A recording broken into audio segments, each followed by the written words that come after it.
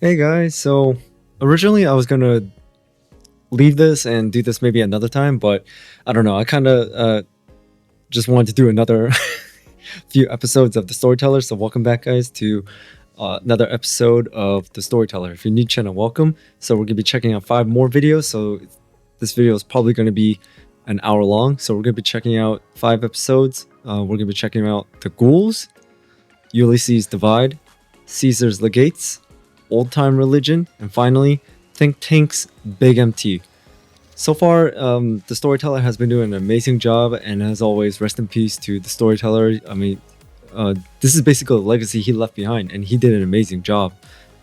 Now, for the episodes, I know what the ghouls are. I mean, there's a very famous ghoul from the TV show. Just like I'm just turning this off because right now I can hear the fan in the background. Ulysses Divide, I think I heard that before. Caesar's Legates, I think that's Caesar's Legions. Old Time Religion, I don't know what that is.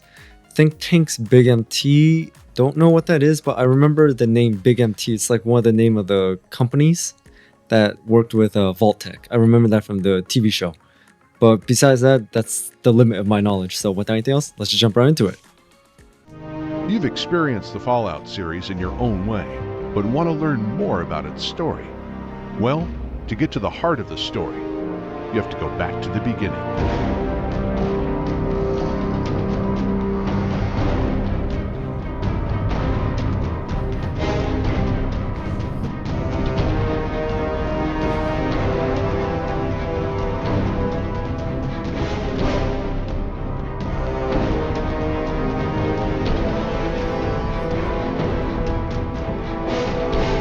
The Ghouls. Alright, let's see what kind of commercial there is. 3 Dog here. How's everyone doing? Up next, we've got a public service announcement.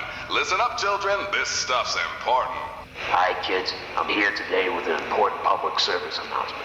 Being a ghoul has lots of advantages, like living for hundreds of years and being immune to radiation.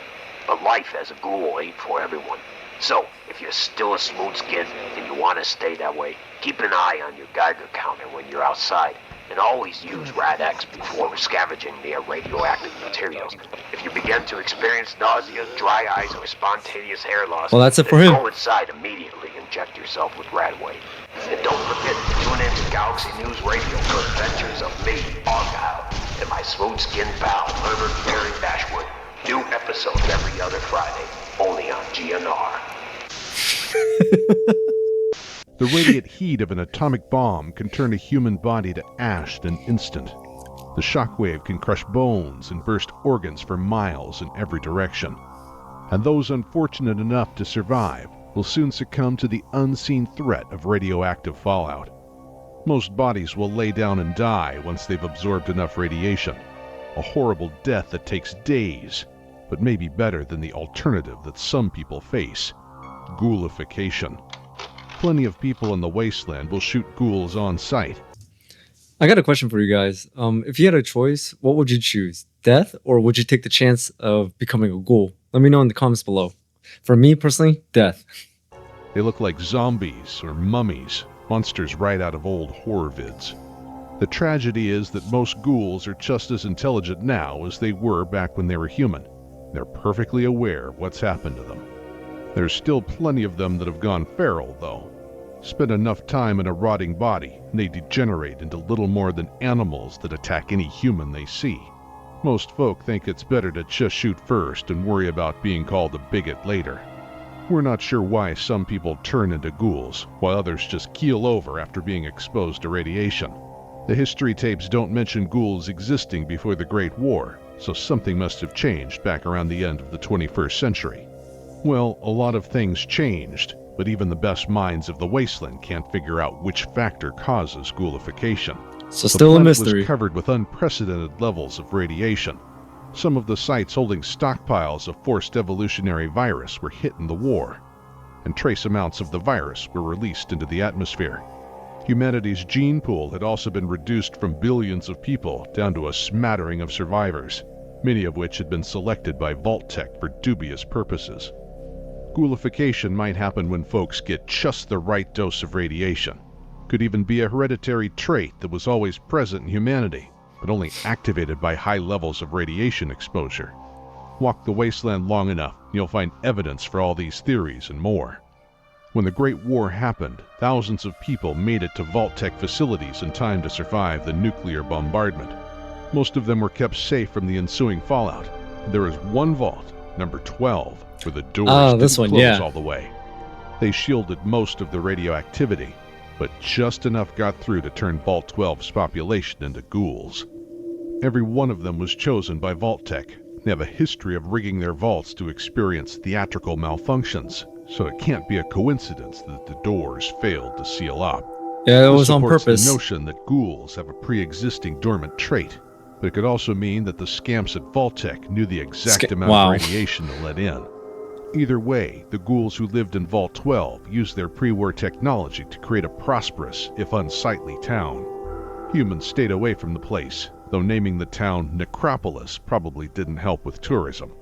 The ghouls got along pretty well by themselves for close to a century. One of the few good parts about a ghoul is they don't age like humans do. Some of the pre-war ghouls are still kicking today. Unfortunately, most of them were killed a while back, because Necropolis was one of the first places to be overrun when the Master unleashed his mutant army. Oh, the mutants, the mutants stormed in, hoping to find a vault full of pure strain humans with no trace of mutation.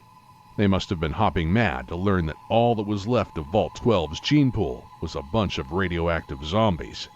The ghouls managed to keep an uneasy truce with the super mutants for a couple of years, but eventually the mutants turned on them and slaughtered most of the town.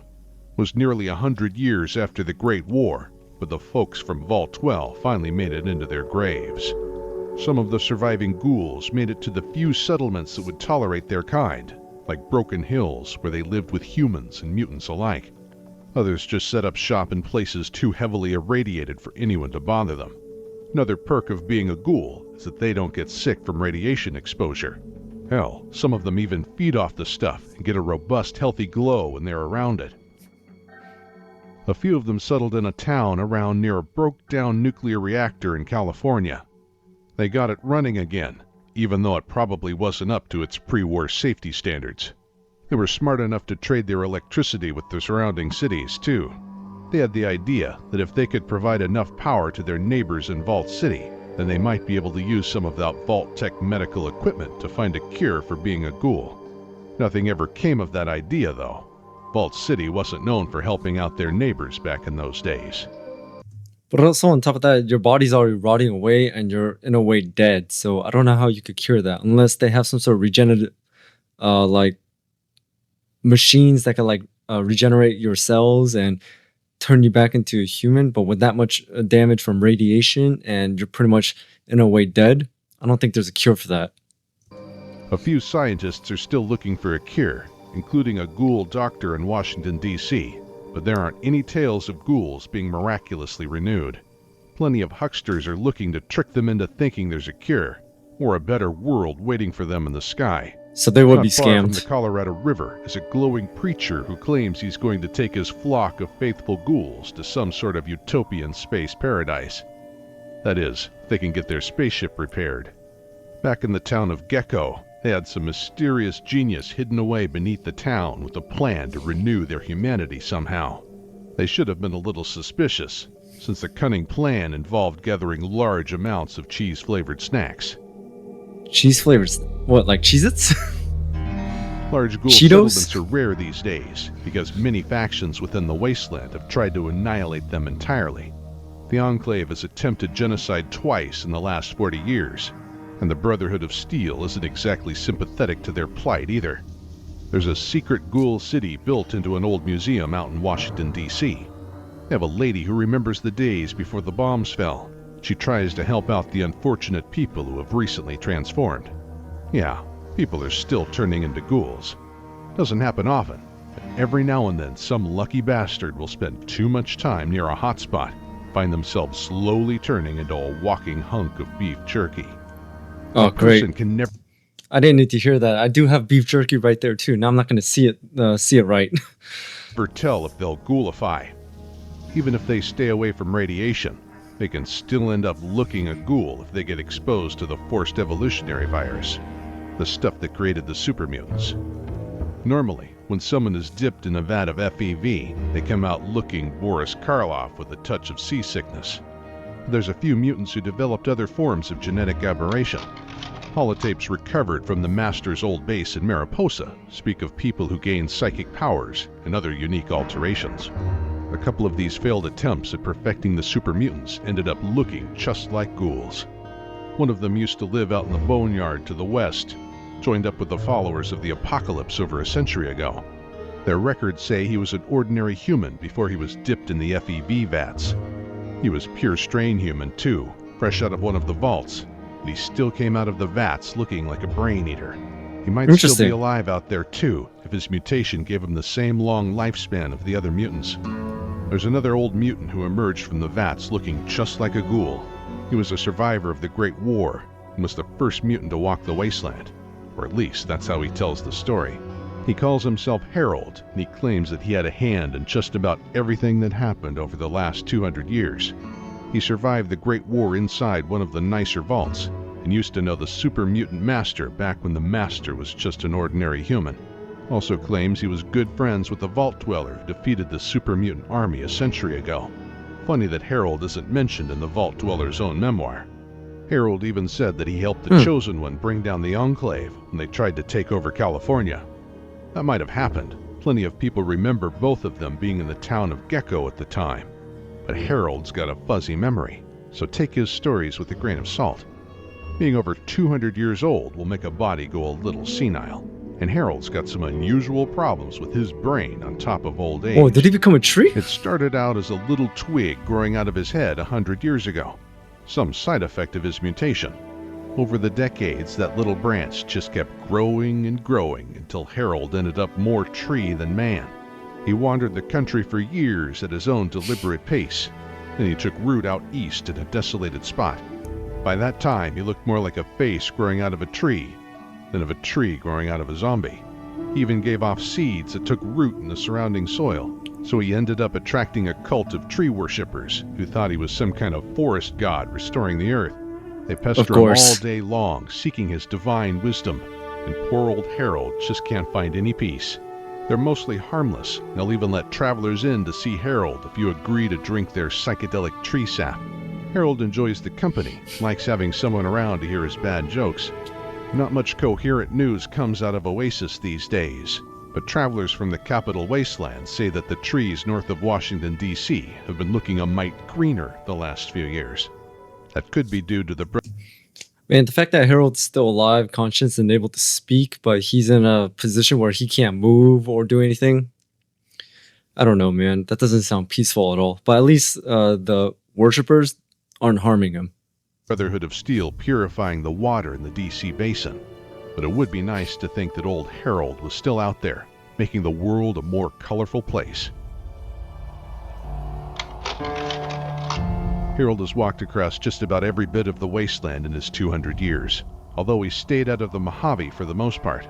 There's a man, a courier, who has traveled all over the Mojave, discovering its secrets and carrying messages from its highest mountains to its deepest divides. But that is a story for another day.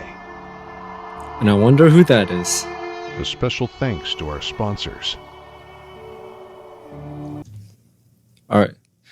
So those are ghouls, always looking for a cure, trying to become more human. But like I said, in that state, I doubt they can ever become human again. But they would be the most likely targets to be scammed. Because if you promise them like a paradise, a place of safety, like an oasis or sanctuary, or I can make you normal again, then with that much desperation, they probably would fall for it.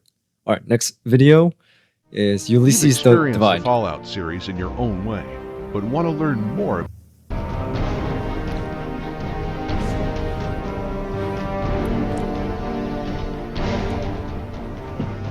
There were some mighty inhospitable places in this world even before the war. Deserts that could sear the life from a man as fast as any radioactive crater. Rivers so polluted they'd catch fire. And lawless lands ruled by brutal fanatics. It was a bad enough place that some people even looked forward to the apocalypse. A chance for humanity to start over and build a new society that was worthy of its people's loyalty. There are some folk who are proud to wear the flags of the new societies that have appeared in the aftermath. The Brotherhood, the Enclave, New California Republic, even some slaves in the Legion who are proud of the bull symbol embroidered on their clothes. But the flags of the old world are still out there for travelers who care to look. The red, white, and blue and the stars and stripes appear all over the Mojave. They're a code, a message for someone. I don't remember Say what who that they're meant. for, but the man who made the marks isn't shy about making his presence known. He traveled through the Mojave as a messenger of the Mojave Express out of Prim, concealing his role as one of Caesar's frumentari. He calls himself Ulysses. That's a name from the old Roman times, and one that belongs explains to a it. general who fought in one of America's most bitter wars. The Mojave's Ulysses named himself after this general, a hero who united two nations under a single flag. America's flag on his back is a symbol of that dedication. Ulysses is a man who respects symbols. He spent his life trying to find one that he could be proud to wear. It began with the tribe he was born into, the Twisted Hares. Twisted They wore Hairs. their hair in braids to symbolize their life and achievements, and Ulysses has honored that tradition throughout his life, even after the tribe was assimilated by Caesar's legion. He's a loyal man, too, and that is both a virtue and a curse in the Wasteland. Despite seeing his tribe betrayed and enslaved by Caesar, Ulysses still remained loyal to the legion. Give that man a cause, and he'll fight under its flag. He carried the symbol of the bull with him throughout Nevada and was the first in the Legion to discover Hoover Dam, where he spotted the Rangers from the New California Republic. The Rangers had their own flag. Their totem was the two-headed bear of the NCR. These were men who shared his respect for symbols, and Ulysses knew that the bull and bear would battle to the death over that dam. He didn't fight in the battle for Hoover Dam himself. Caesar had sent him further west to cut the NCR supply lines. Interstate 15 used to be a highway where cars and trucks rolled at speeds faster than a Deathclaw and jet. 2 centuries after the war, it was known as the Long 15, and it saw its fair share of traffic with Brahmin carts bringing food and ammunition to NCR soldiers. The road served as a jugular vein for the bear's 2 heads. Shortly before the NCR clashed with the Legion at the dam, Ulysses was out by the Long 15 in a town called Hopeville. That's the sort of name they like to give places back before the war. Putting the word hope in the name didn't save the place when the Great War struck, though. Got hit pretty bad, and it took years before folks started settling back in. Seems there was a courier who frequented that route on trips between California and the Mojave. Funny that Ulysses and this other courier could walk the same road for years and never meet face to face. It's the main character. That other courier helped build up Hopeville and neighboring town of Ashton. I The think place was looking mighty promising a few years ago, thanks to the work of that one courier. Ulysses saw the symbols of the old world in that restored community. He realized that the stars and stripes had the potential to be greater than the bear and bull combined. Hopeville and Ashton could have been a new home for him, free of the war between the Legion and NCR, a starting point for a nation that was worthy of his loyalty. But hidden away under those towns was a secret. No one knew that back before the war, they were actually used to hide missile silos. Those atomic warheads that slept nice and quiet for 200 years, like mythological beasts from a primeval so. There's a past. lot of nukes there. Whatever old world talisman was supposed to wake them for the Great War never arrived. Well, it didn't arrive until a couple of years ago. Without warning, the missiles started launching and exploding right under the towns. It was the second time Armageddon, and it ripped the land open, torn the streets, filled the ground with invisible radioactive fire, and set up dust storms that could skin a man alive. Why did they suddenly detonate after all that time? The only person who made it out of there was Ulysses, and whatever he knew about it, he's kept to himself so far. Damn. Even though he escaped, there are still some souls living in the ruins of Hopeville. The NCR soldiers and Legion troops who were fighting over the place when the warheads blew are trapped there now. The radiation changed them, mutated them into something akin to the ghouls we have in the rest of the Wasteland.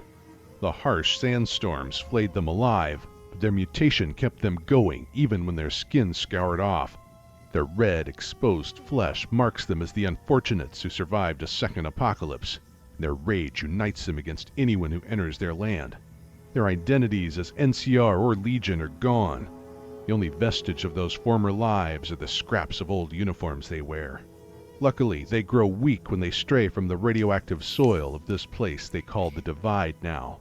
Oh, Few so they people can't have leave that laid eyes place. on them, except for a couple of couriers and a foolhardy storyteller in rusty power armor. Ulysses managed to escape with his hide intact because of the automated medical technology in the Divide.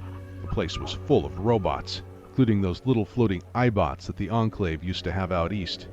There must have been pre-war machinery in the Divide that could duplicate the iBots and modify them to do the work of autodocs. After climbing out of the ruins of the Divide, Ulysses was still loyal to Caesar for a time. Before he took his final trip back to the Divide, he was sent by the Bull to the Great Salt Lake in Utah. There he manipulated the Whitelegs tribe into doing Caesar's will. He would inflict the same fate that had befallen his own tribe onto the Whitelegs, all to kill one man. Joshua Graham was one of the few men that Caesar feared had allied himself with another tribe in the area. Oh, so he survived? Ulysses taught the Whitelegs how to wage war with Roman brutality and 21st century weapons. The Whitelegs were unaware that their alliance with the Legion would eventually be their undoing, and they hailed Ulysses as a hero and honored him by mimicking his braided hair. They still wear it that way today, unaware that he considered it to be a mockery of his dead kinsmen, the Twisted Hairs. His days of meddling with the tribals of Utah might have been the breaking point of his loyalty to the Legion. Not long after that, he took to wandering the Wasteland, pursuing his own goals. He set about destroying the new America that seemed hell-bent on repeating the mistakes of the old. He knew that a weather station in a place called the Big Empty was connected to the sandstorms in the Divide, so he trekked into the deepest parts of the Wasteland to find it. There he braved the roving bands of lobotomized slaves and attacked robots to restore the Divide, and maybe the spirit of America too. He left his marks while he was there, but he didn't leave many more after that. His travels he's very must artistic. have taken him all over the Mojave and beyond, but all we know is that he was in the town of Prim recently. The logbooks at the Mojave Express office there show that he was hired to take something important to the New Vegas Strip, but he turned down the job. Some other courier took the package, whatever it was. After that, Ulysses disappeared back into the Divide. He left a series of messages behind him as he went, most of them can go addressed home, to courier. another courier, Courier 6.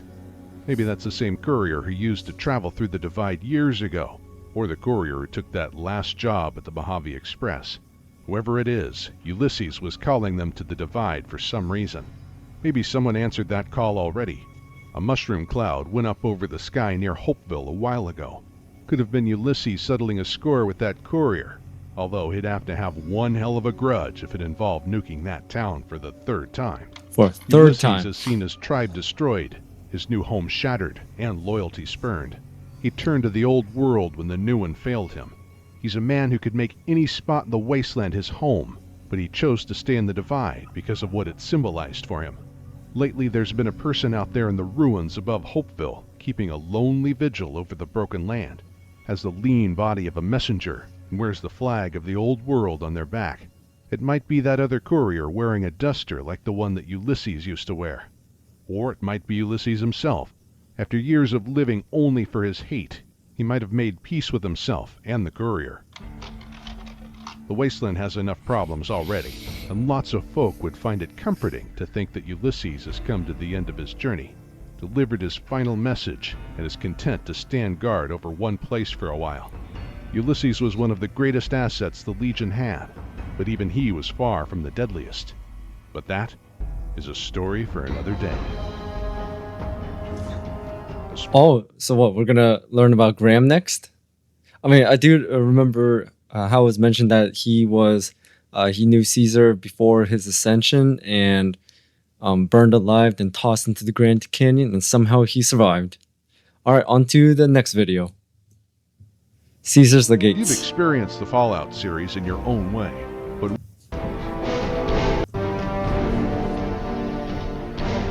Caesar's walk generals. the Wasteland long enough and anyone will gather a few scars. Gecko bites, laser burns, scorpion stings. Little scars make for nice talk at parties, but some scars are so deep, so big, that they end up defining a person for the rest of their lives. You see a man burned head to toe and he keeps on walking, or someone with their face torn off who refuses to lie down and die. That's a person who has more important things to do than tell you their story over a bottle of Nuka-Cola.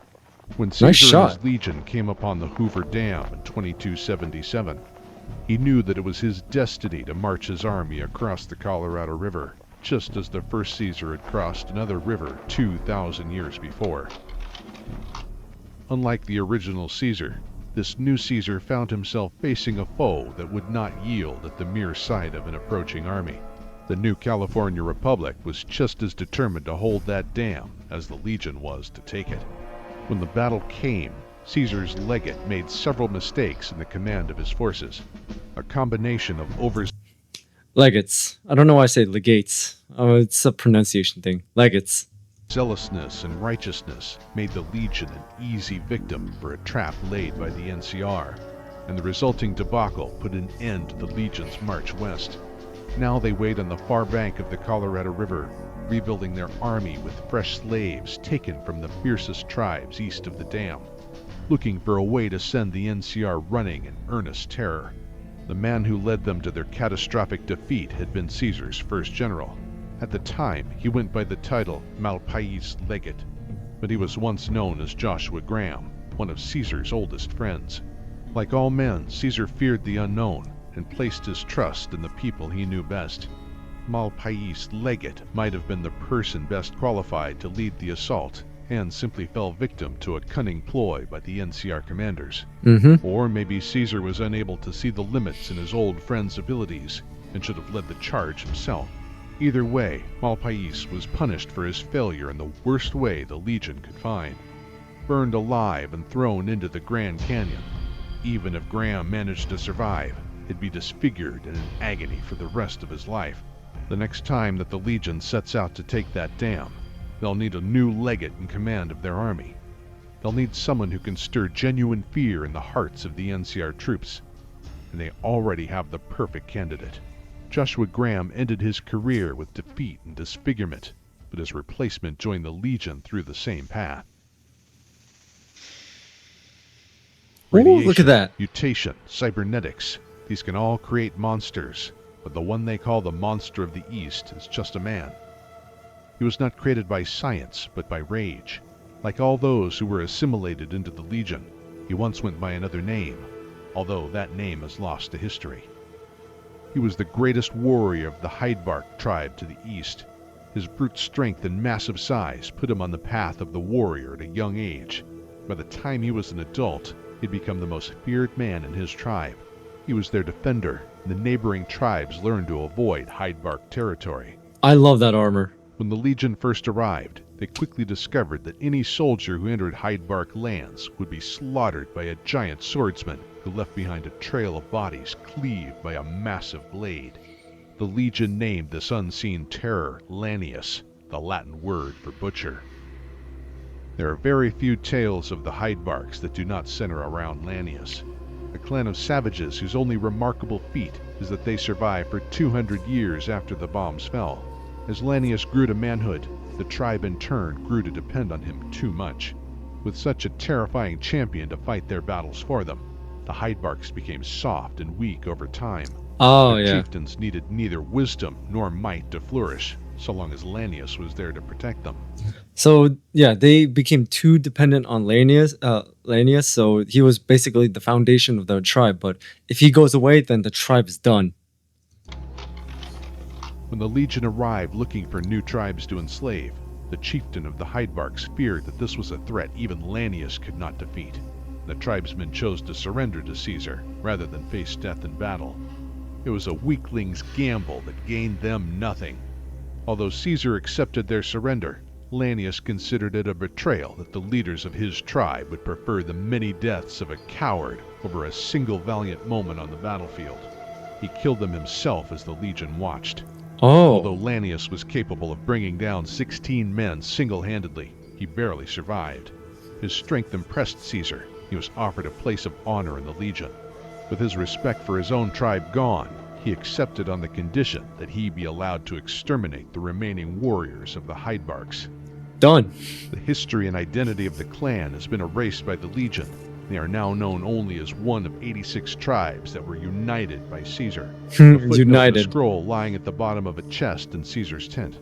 The women of the Hydebarks have been scattered throughout the Legion as slaves, and the boys are now grown into soldiers of the Legion. The men of the Hydebark clan?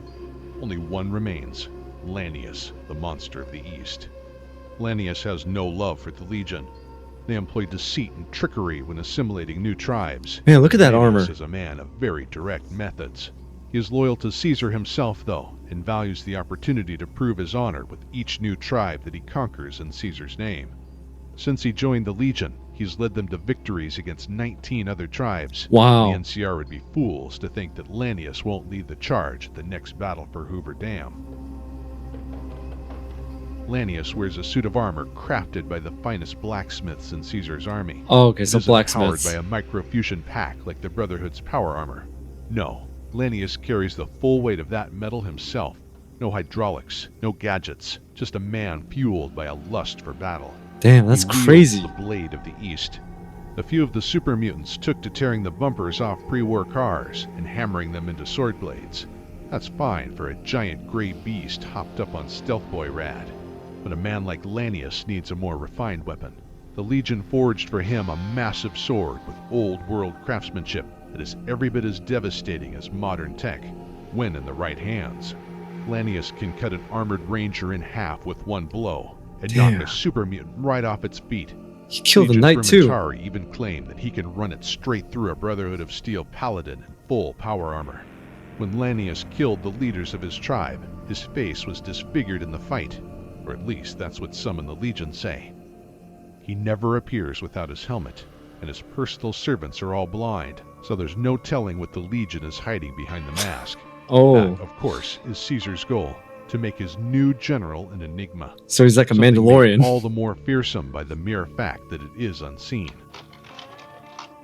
On very rare occasions, people will escape the Legion, and there are a few former members who have seen Lanius in person and are willing to speak of him openly. A former Frumentari named Ulysses will talk about Lanius to those who have earned the honor of conversing with him.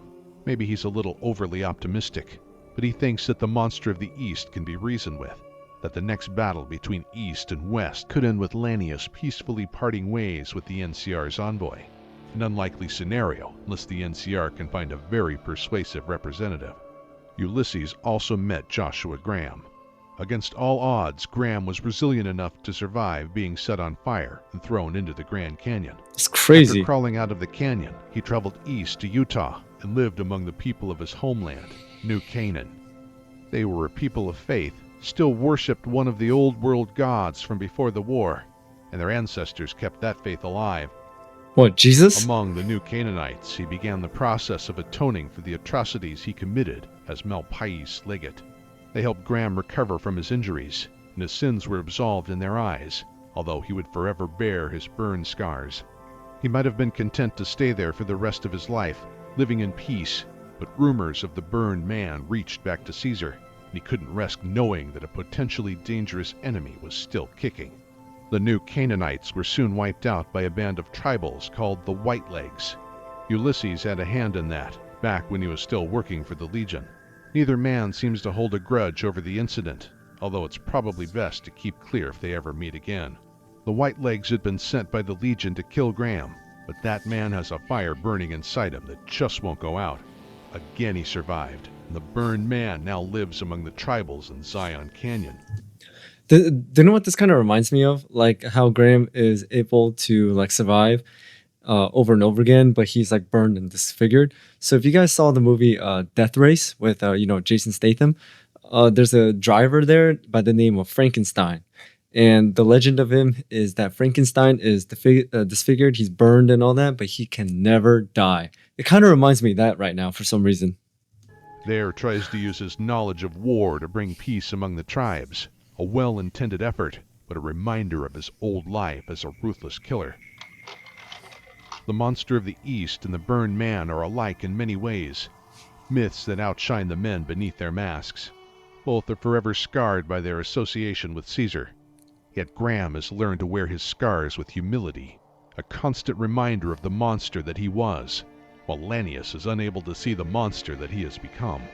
Until he does, he will remain a valuable tool for Caesar and a force of destruction in the Wasteland. The Legion was built by men of ambition, but their origins were that of humility and service. It's hard to believe the Legion's founders had their start in an organization that works tirelessly to preserve light and knowledge in a world that is savage by nature. But that is a story for another day. That was really cool, learning about Graham, Malpais Legate, and Lanius. Because I mean, like I said, Lanius's armor design is what caught my eye when I first saw it. And also on top of that, I know you can meet him in New Vegas, but I don't know if you have to fight him, but maybe that's one of the options. But being persuasive, I know that charisma is one of the skills and traits that the main character has. So I wonder if maybe high enough you can convince Lanius. But that's a challenge. All right, next video, Old Time You've Religion. experienced the Fallout series in your own way. Imagine a world where the only limits are that of your imagination.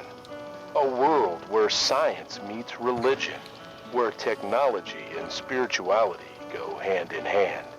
Scientific Spirituality by Dick Hubble gives you a new look at today's problems. Order your copy of Scientific Spirituality today, or visit your local Hubology mission for a free Zeta scan. Oh, whoops! I accidentally hit the There pause is button. a higher plane of existence.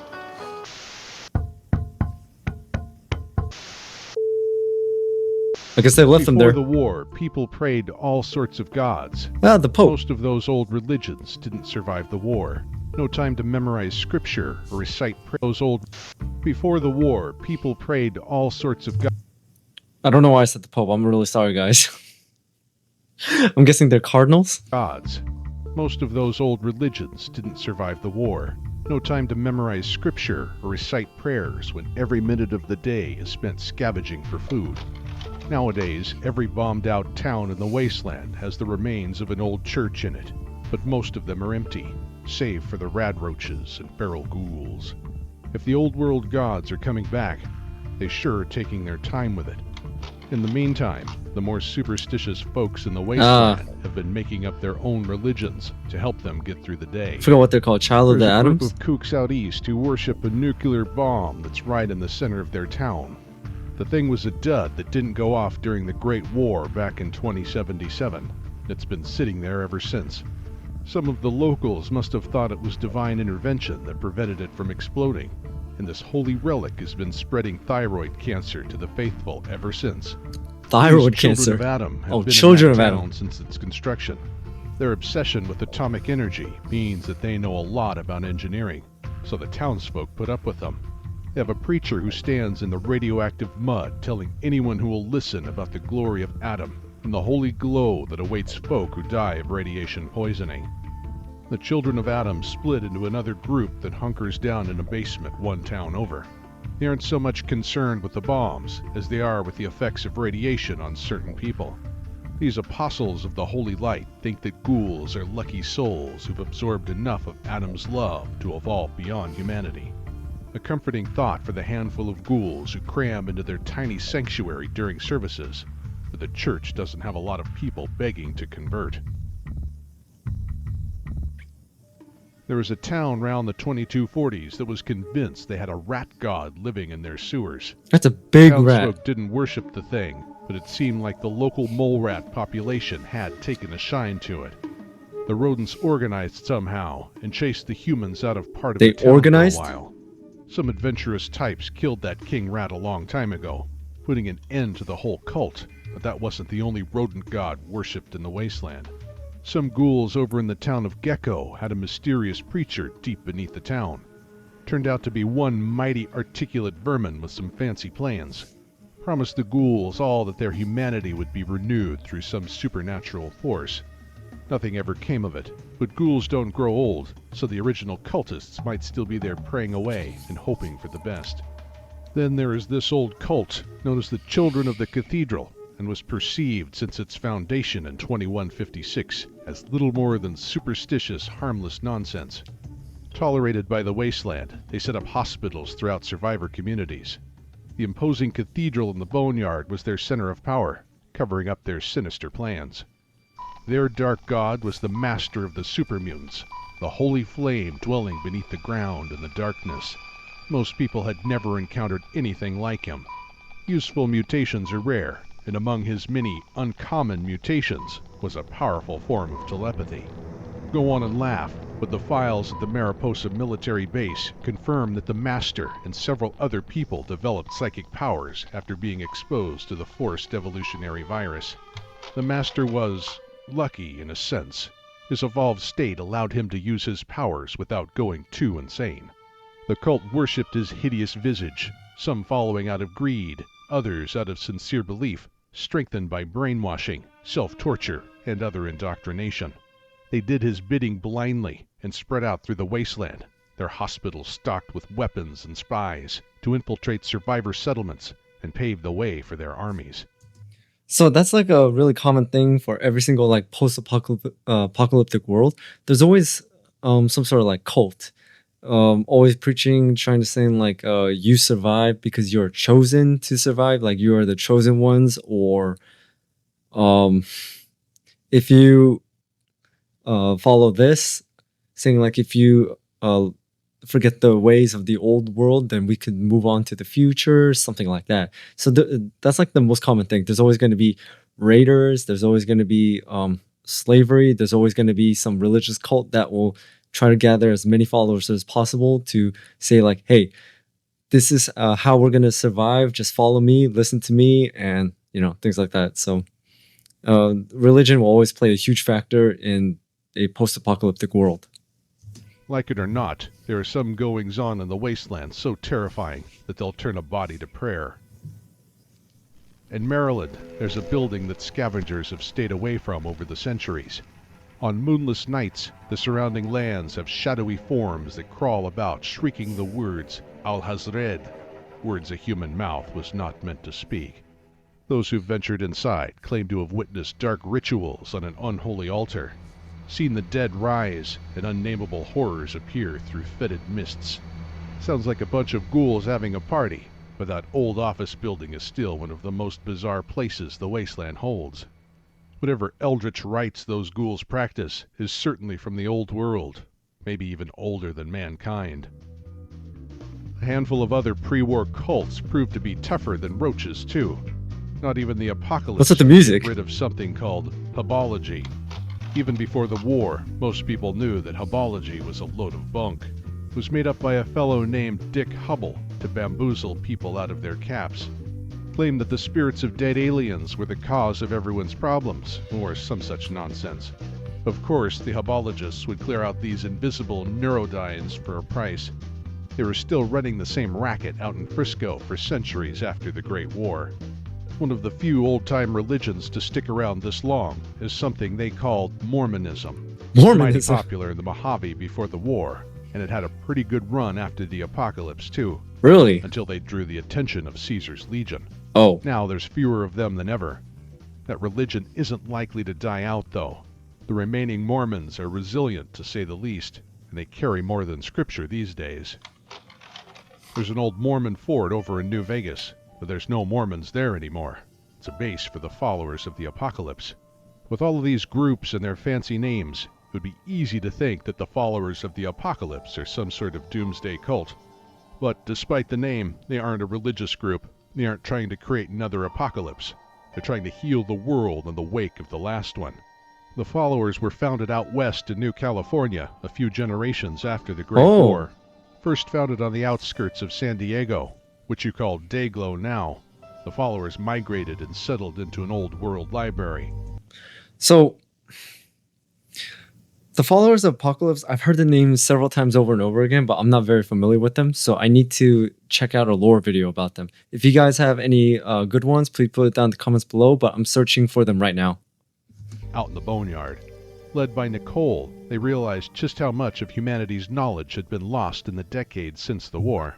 Instead of hoarding that knowledge, they decided to share it, to ensure that the Great War would not happen again.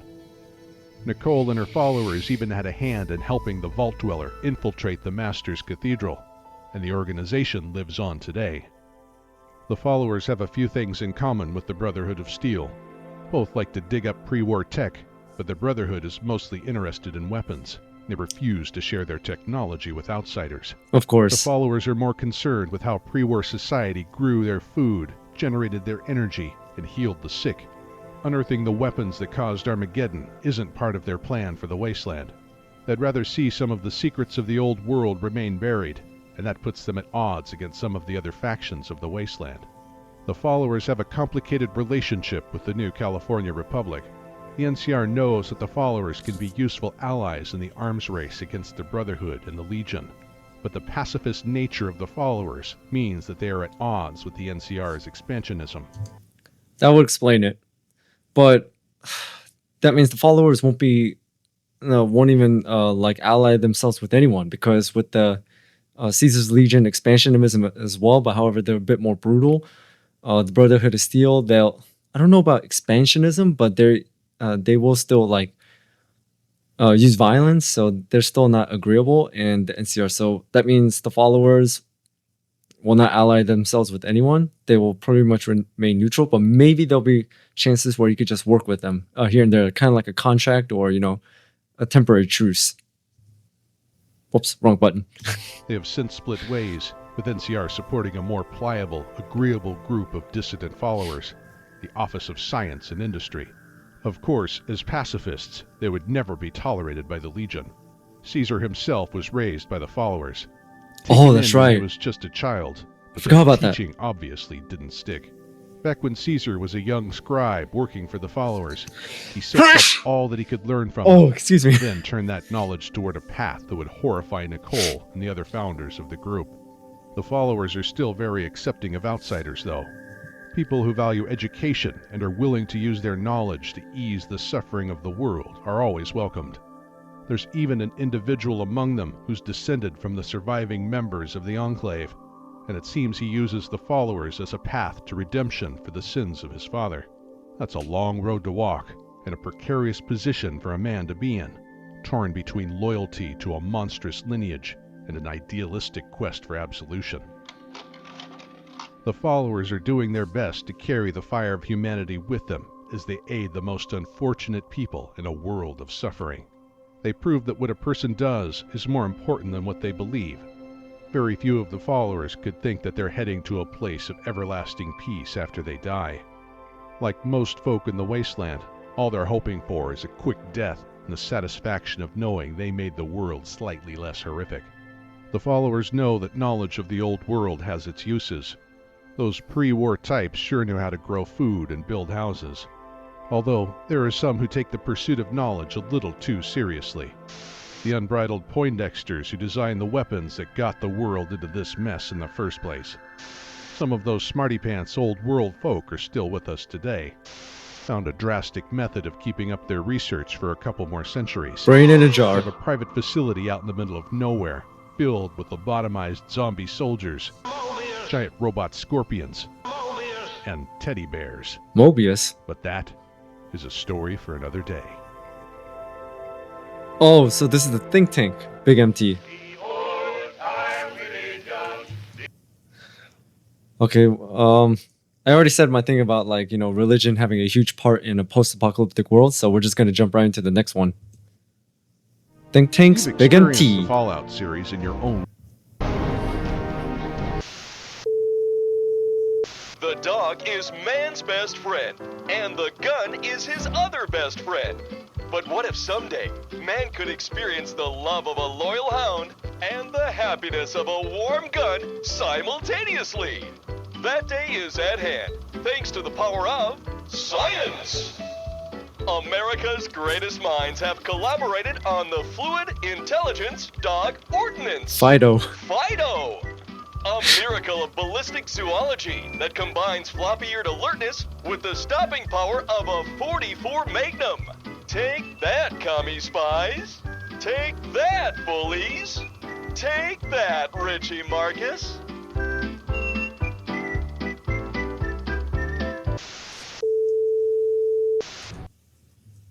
So it's basically a brain inside, like attached to a gun. Okay, I'm not gonna question it. The great minds of the 21st century created fantastic technology that their ancestors couldn't even imagine. They shot machines into space, built robots too small to see, and harnessed the power of the atom. They also made all of the horrors that ruined the world, and many of those scientific horrors still plague us today. Forced evolutionary virus, nuclear warheads, orbital weapon platforms. It's chilling to think that the minds who created such things might still be out there, but they are. Still thinking up new ways to kill, torture, and mutilate. About 350 years ago, America was celebrating a war that they won by using the World first War II. atomic bombs.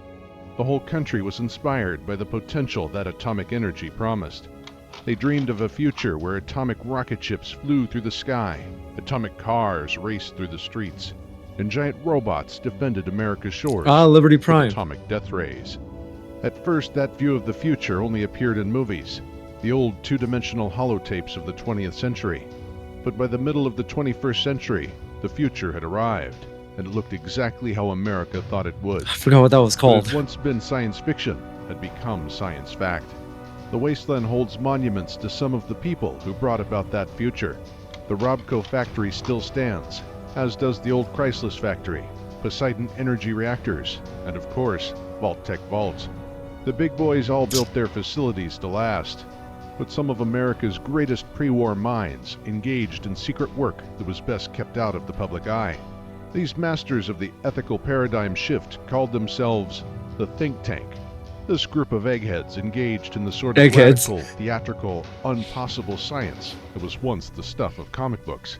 They concealed their laboratories deep within a complex called Big Mountain, where their innumerable crimes against humanity and nature were hidden beneath miles of stone. There they constructed facilities to research new ways to fight America's wars. Titanic robot scorpions with laser stingers. So basically, they could do whatever they want. They could research whatever they want. They could experiment however they want and on whoever they want without zero consequences, even though they're very morally questionable. Cybernetic enhancements for man and beast.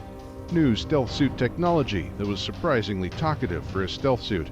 Innovative new toxins to kill foreign soldiers by the thousands. Every day at Big Mountain was like a science fiction double feature. No, a triple feature.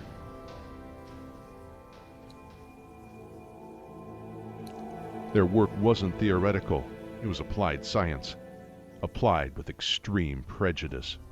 Big Mountain maintained its own prison camp, where imprisoned Chinese and Chinese Americans were kept as human test subjects. DNA splicing, automated lobotomy machines, and old-fashioned target practice for newfangled guns. Damn, they were Just a few of the indignities forced on the unfortunate prisoners. the lab rats. The exploding collars that modern slavers use were widely used in the camp at Big Mountain. There are even a few of those old prisoners still alive in that camp today, turned into ghouls when the bombs fell 200 years ago. Still got the They have spent collars. Centuries trapped at Big Mountain by their slave collars. A horrid fate, even for suspected commies. When there weren't enough communist prisoners for their experiments, the think tank had no problem using unsuspecting American citizens. They distributed their technologies around the country to military towns like Hopeville.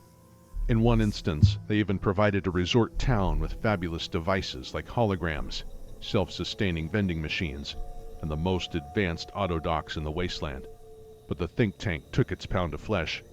The experimental technology turned entire cities into proving grounds, often with disastrous results.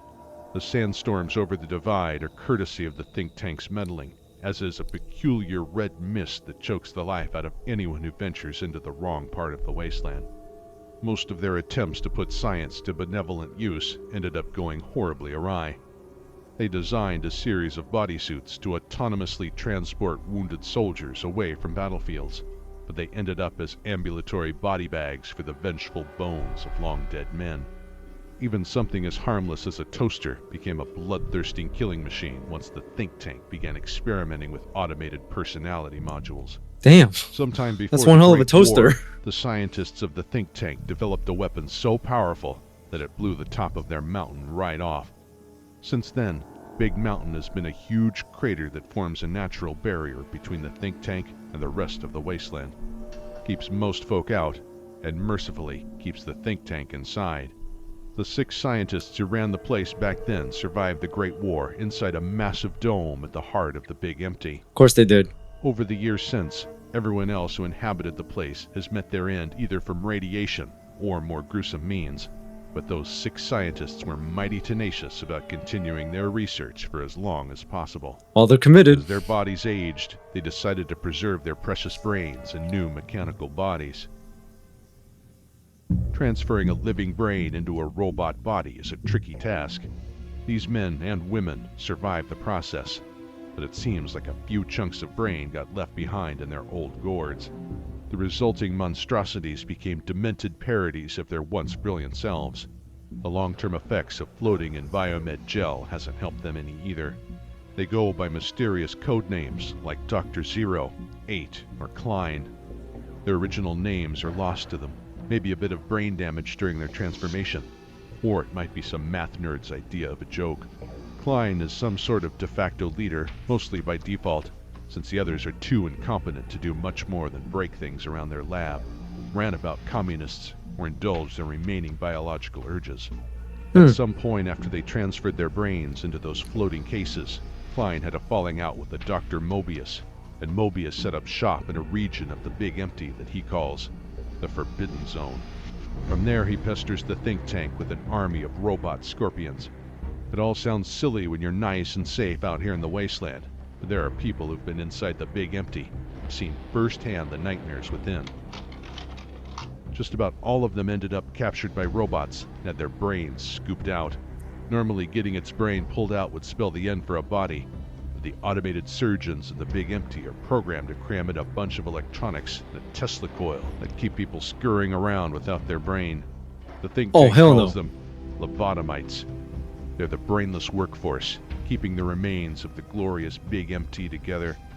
Beyond their janitorial duties, they just shamble around growling and attack anyone they see who still has a skull full of gray matter.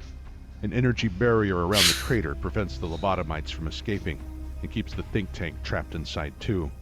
But any creature that still has its brain inside its body can walk right through that barrier. Many of the evils of the Mojave came out of Big Mountain. Those giant poisonous bugs, the Cazadors, were engineered by one of the crackpots in the think tank. That same fellow thought it would be a bright idea to crossbreed a rattlesnake with a coyote. The resulting abominations escape to plague the Mojave. They slink around the desert at night, preying on the unwary.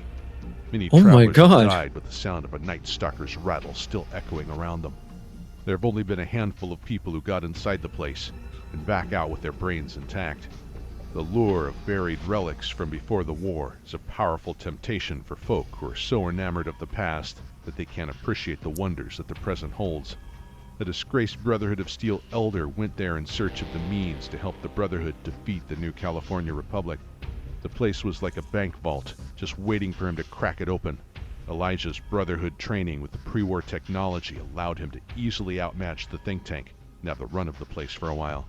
Oh, so he took over. Arcane gadgets, but also learned about another hidden treasure trove of pre-war wonders. By the time he broke out of the Big Empty, he had everything he needed to pull off a heist at some legendary city of gold. The think tank is a little eccentric, but they're still dangerous. Elijah was a rare man, an expert in the equipment found around the Big Empty. Others who stumbled across the think tank had a harder time evading them. A man like Elijah drew plenty of attention, and one of the Brotherhood splinter groups sent out an assassin to stop whatever he was up to. That assassin, she didn't fare as well.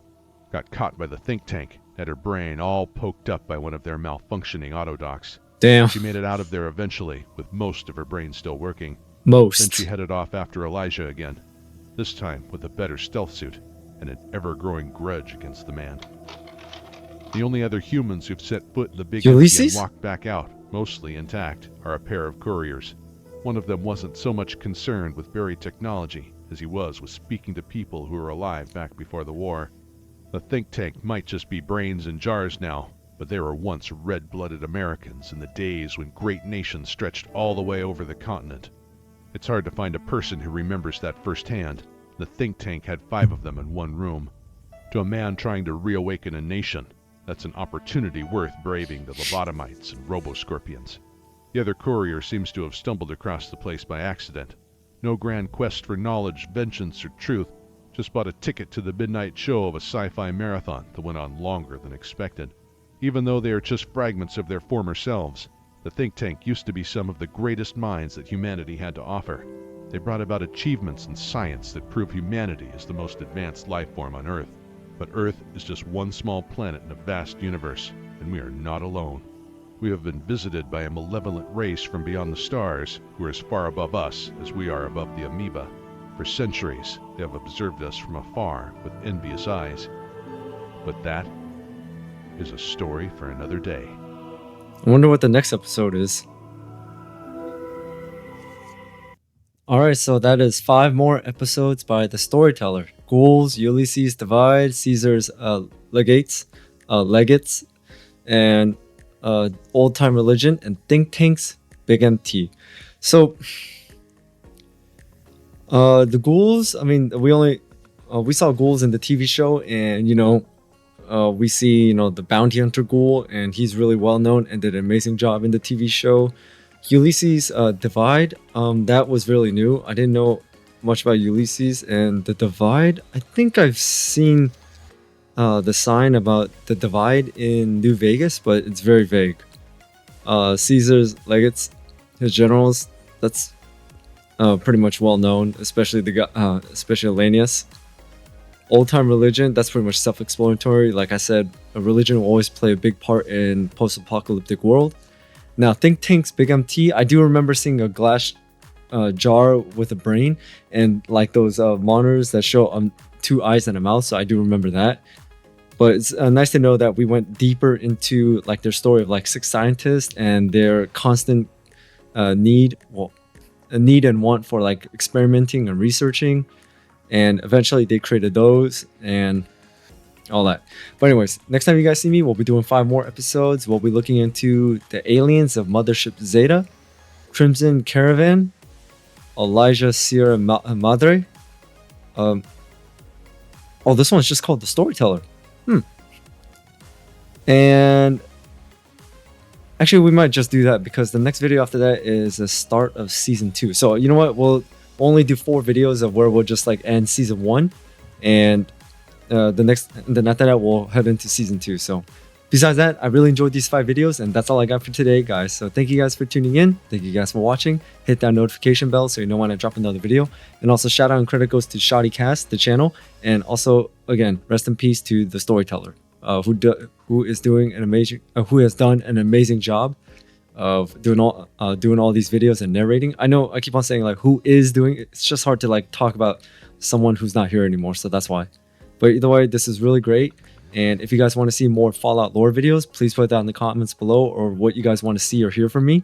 And also, if you guys want to be part of my Discord community, the link is in the description below. Over there, we talk about a lot of things: video games, movies, TV shows, music. If you guys want to be a part of that, make sure to join the Discord community. So without anything else, I'll see you guys next time.